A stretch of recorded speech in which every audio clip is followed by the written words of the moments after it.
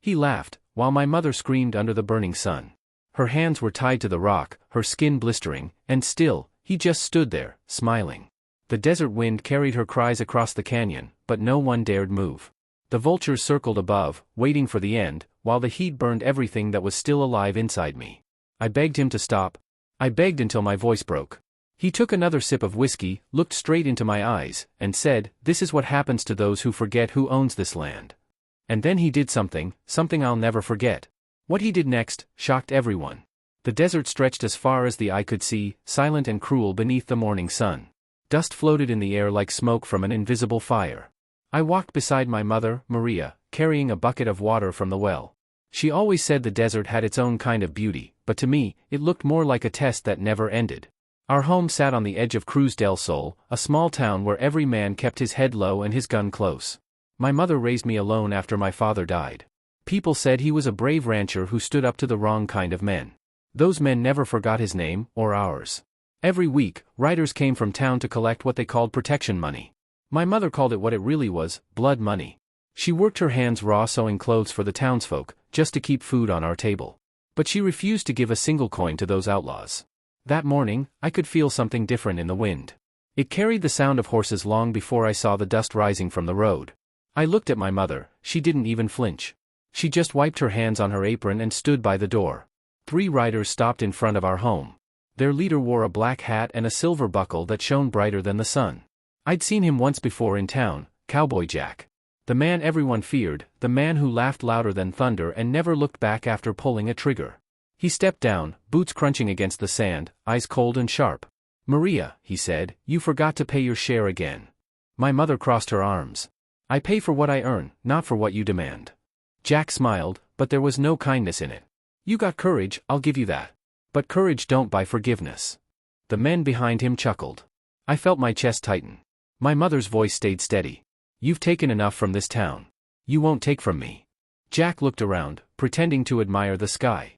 "Funny thing about the desert," he said softly. "It don't care who's right or wrong. It just burns whoever stands still too long." Then he turned to me. "Boy, you should tell your mama that pride gets heavy under the sun." I wanted to speak, but my throat was dry. My mother's hand brushed my shoulder, firm, unshaken. "Go inside, Lucas." I didn't move. I just watched as the man everyone feared stared at the woman I loved most, and I knew something had changed forever. The sound of the wind felt sharper now, almost like it was warning us, nothing would ever be the same after that day. The next morning the sun rose red, like the desert already knew blood would be spilled. I hadn't slept. Every time I closed my eyes, I saw Cowboy Jack's grin and my mother's steady stare. She made breakfast like nothing had happened, but her hands trembled when she poured the coffee. I tried to believe it was just the wind outside, not fear inside our walls. By noon, the heat was unbearable. The air shimmered above the dirt road when I heard the horses again. Hooves drumming closer, louder, heavier than yesterday. I ran to the door, but my mother was already standing there, arms folded, her eyes fixed on the road. She whispered, "They're coming." Cowboy Jack rode in front, dust rising behind him like a storm. 5 men followed, each with rifles across their backs and smiles too easy for killers. Jack stopped right in front of our home, his shadow stretching across the porch like a snake. "Morning, Maria," he said, voice lazy but dangerous. "You had all night to change your mind. You got my money?" My mother shook her head slowly. "You'll get nothing from me, Jack." He sighed, tipping his hat back. "I was hoping you'd say that. Makes the day more interesting." He looked around, at the few villagers peeking from behind their doors. "You all watching?" he shouted. "This here is what happens when someone thinks they're better than the law of Cruz del Sol." No one answered. No one ever did. Fear kept them quiet, just like always. He dismounted, took a step closer. My heart pounded so hard I thought he could hear it. "You think I won't do it, woman," he said. My mother didn't move. "Do what you have to," she said calmly.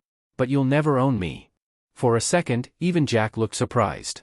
Then his smile returned, darker this time. He turned to his men. "Tie her." I screamed and tried to run forward, but one of the men grabbed me by the arm and threw me down. The sand scraped my skin, and the taste of dust filled my mouth. My mother shouted my name, but they held her too tightly. Jack walked toward her, his boots leaving deep prints in the dirt. "You'll learn respect," he said. "The desert's good at teaching." He pointed toward the ridge beyond town, a rocky hill that baked all day under the sun. "Take her there," he ordered. "Tie her to the stone. Let her feel what defiance costs." I begged him to stop, voice breaking. Please, she didn't do anything. Jack turned to me and crouched down, his face inches from mine. I could smell the whiskey on his breath. You want to save her, he said softly. Then bring me $100 by sundown. Maybe then I'll think about mercy.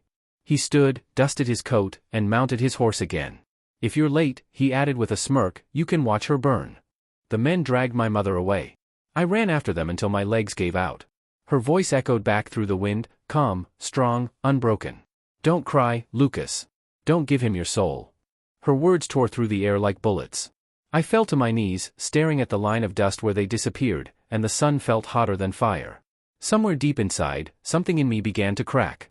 That day, I swore I would bring her back, or die under that same sun trying. The sun was merciless that day.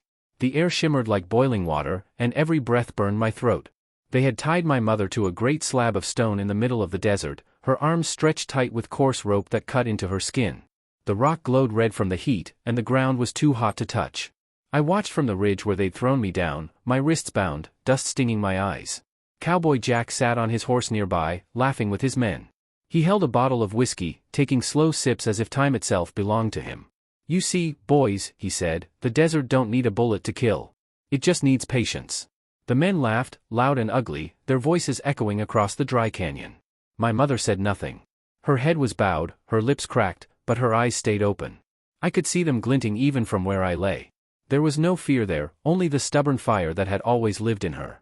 I shouted her name, but the wind carried my voice away. One of Jack's men kicked me hard in the ribs and told me to keep quiet. My mouth filled with dust and blood.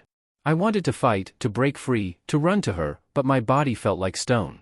As the hours passed, the heat grew worse. The world blurred, the sky shimmered white, and my mother's breathing grew faint. I watched her lips move, whispering words I couldn't hear. Maybe a prayer. Maybe my name. I'll never know. Jack rode closer, dismounted, and stood over her. Still proud, he asked, smiling. Still think you can spit on my law? He poured a splash of whiskey on the ground, where it hissed and vanished in steam. This is what happens to people who forget who rules Cruz del Sol. He turned toward me, eyes squinting under the sun. You want to save her, boy? Beg. I said nothing. My throat was dry, but even if I could speak, I wouldn't have given him that satisfaction. That made him laugh again. A slow, cruel laugh that carried far across the desert. Then he did something worse than hit me. He took his hat off, wiped the sweat from his brow, and began to whistle. A tune. Calm, almost cheerful.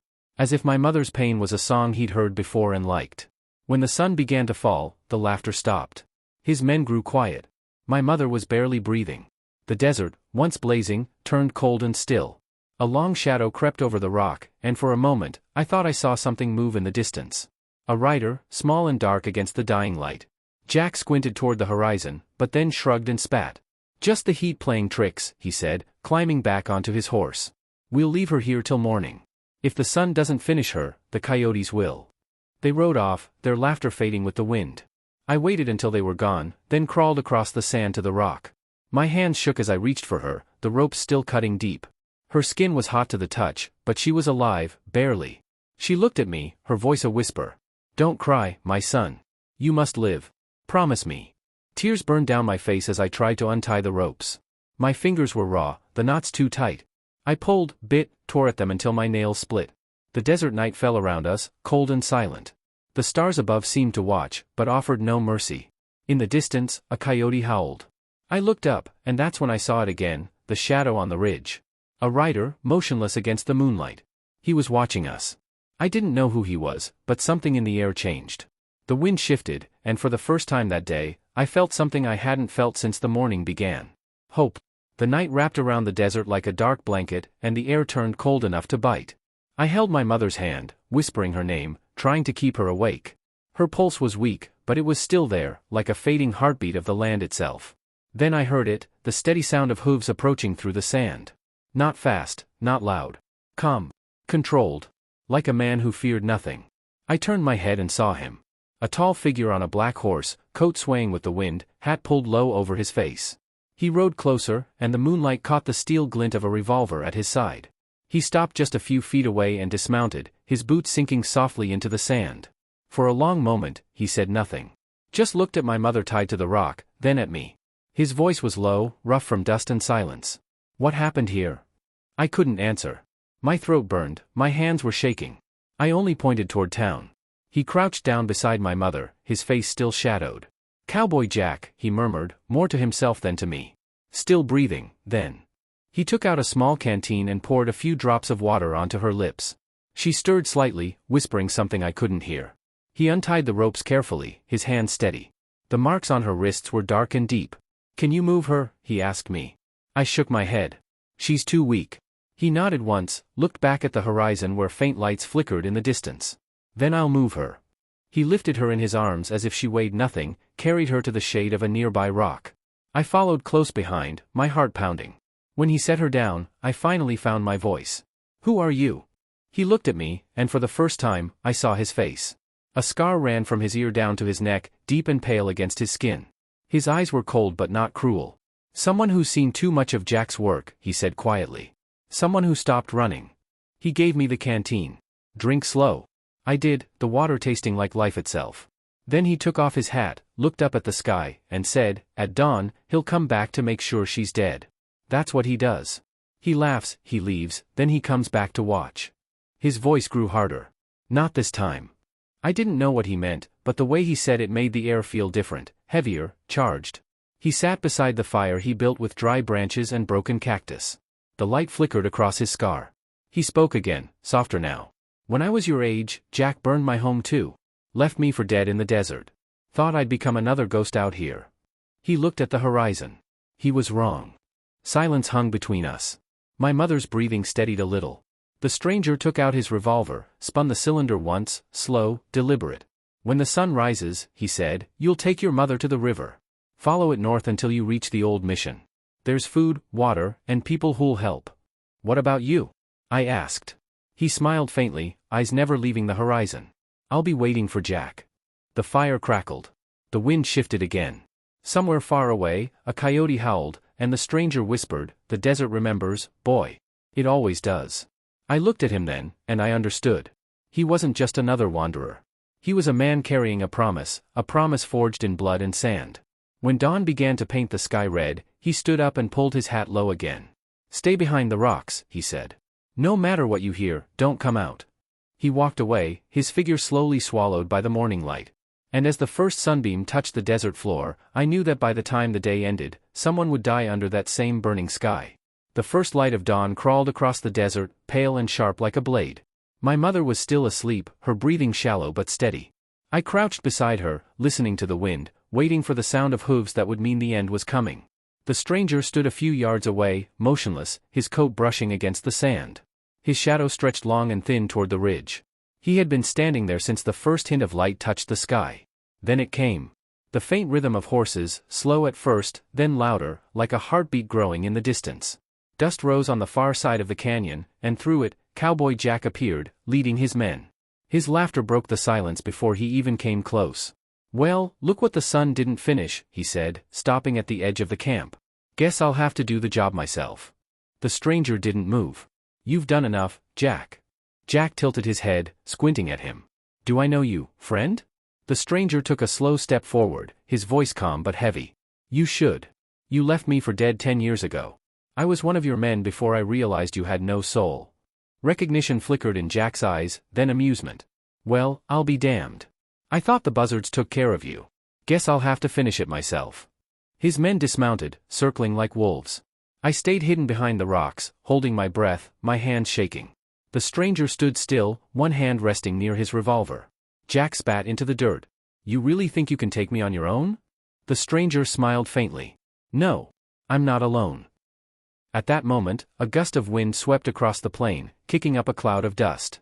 Jack turned his head for a second, that was all it took. The stranger drew first. A single gunshot echoed, sharp and clean. One of Jack's men fell, clutching his chest. Chaos erupted. Bullets tore through the air, horses screamed, and sand exploded around them.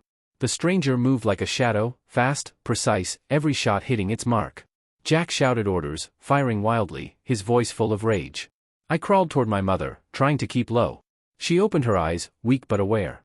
"Lucas," she whispered, "run." I shook my head, gripping her hand. "I'm not leaving you." The gunfire grew louder. The stranger was bleeding now, a dark stain spreading across his side, but he kept fighting, his eyes locked on Jack. Jack ducked behind a boulder, reloading his gun. "You're a fool," he shouted. "You think one ghost with a pistol can stop me?" The stranger's voice came back steady. "No. But a ghost can haunt you to your grave." He stepped out from behind cover, walking straight toward Jack. Bullets flew past him, striking the ground, the rock, the air. He didn't stop. When his gun clicked empty, he kept moving, drew his knife, and lunged forward. The two men collided in a blur of fury and dust. Jack's laughter turned to a snarl as they struggled.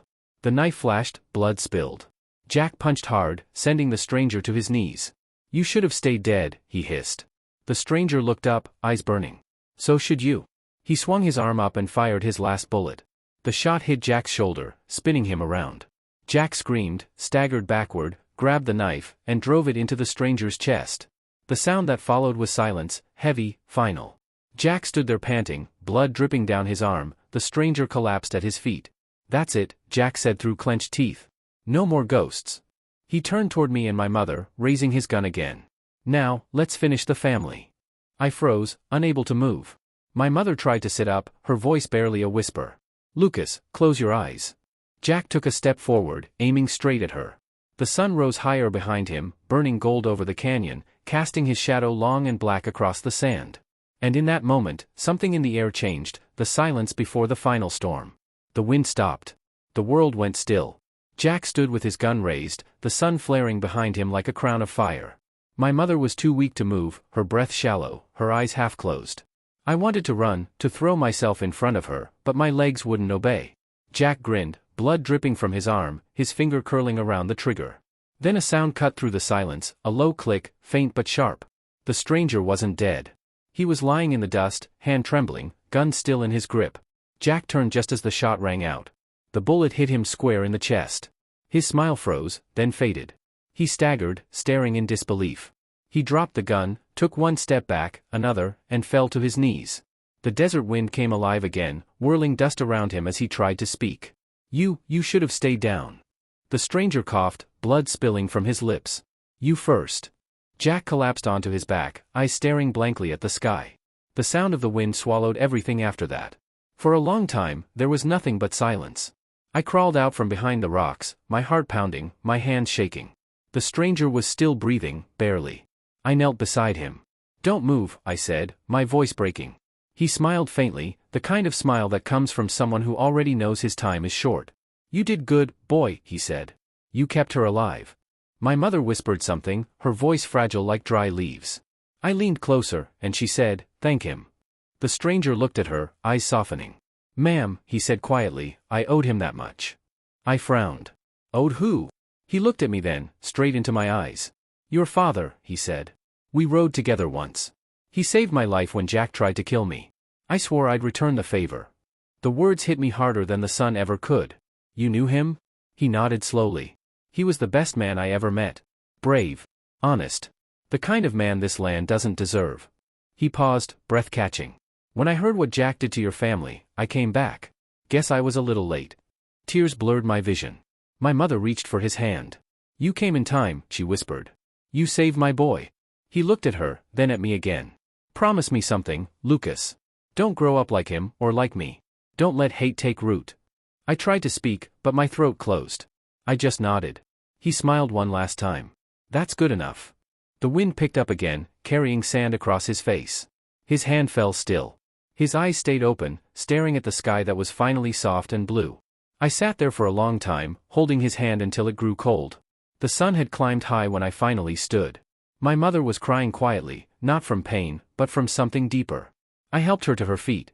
We stood over the bodies, one evil, one noble, and the desert stretched silent around us. My mother's voice trembled. "He laughed while I burned, Lucas. But look now. The desert takes everything, even laughter." I looked down at Jack's still face, the smirk wiped away forever, and for the first time, I understood what she meant. The desert had its own justice, slow, merciless, but fair. I took her hand, and together we started walking north, toward the river. The wind followed us, whispering through the rocks like a spirit finally set free. And behind us, the desert swallowed the tracks, erasing the past, one grain of sand at a time. We walked for hours beneath the same sun that had tried to kill us. The desert was quiet again, as if it had witnessed enough and wanted to forget. My mother leaned on me, her steps slow, her strength fading, but she never once asked to stop. The river wasn't far now. I could hear the faint whisper of water against stone, a sound that felt like forgiveness. When we reached it, I helped her sit beneath a mesquite tree. The water was cool and clear. I cupped some in my hands and held it to her lips. She drank slowly, eyes half closed, face pale but peaceful. For the first time in days, she smiled. "He's gone, isn't he?" she asked softly. I nodded. "He's gone." She looked at the horizon, where the sun was starting to fall again, and said, "Then the desert can rest." We buried the stranger that evening beside the river, under a small mound of stones. My mother insisted we do it right, with words, even if the wind was the only one listening. Her voice shook, but her words were strong. "He came as a ghost and left as a man. May the desert never take his name." I stood there long after she finished, staring at the two graves that marked the end of everything I knew. Jack's body was still out there in the sand, unburied, left for the desert to claim. That was his justice. The man who thought he owned everything would become part of the very dust he used to rule over. As night fell, I built a small fire. My mother sat close to it, her eyes reflecting the flames. "You see," she whispered, "evil burns itself in the end." The fire cracked softly, and I watched the sparks drift upward into the stars. The air smelled of smoke and earth and something clean, something new. For the first time, I felt the weight lift from my chest. The desert wasn't cruel that night. It was quiet, gentle, almost kind. The wind brushed against the trees like a sigh, and the stars glowed brighter than I'd ever seen. My mother leaned against my shoulder, her voice barely a breath. "Your father would be proud." I looked at the water glimmering under the moon and thought of all we'd lost, all we'd survived. "He laughed while you burned," I said softly. But now, no one laughs in Cruz del Sol. The fire burned lower, and the night wrapped around us. The world felt empty, yet alive again. I knew tomorrow we'd keep walking, find the old mission, start a new life. But part of us would always stay here, in the silence of the desert, where pain turned into strength and hatred turned into dust. As the wind carried the last embers away, I whispered into the dark, "The desert remembers." Thanks for watching. If this story moved you, don't forget to like, share, and subscribe for more tales from the wild heart of the West. Until next time, let the desert remember.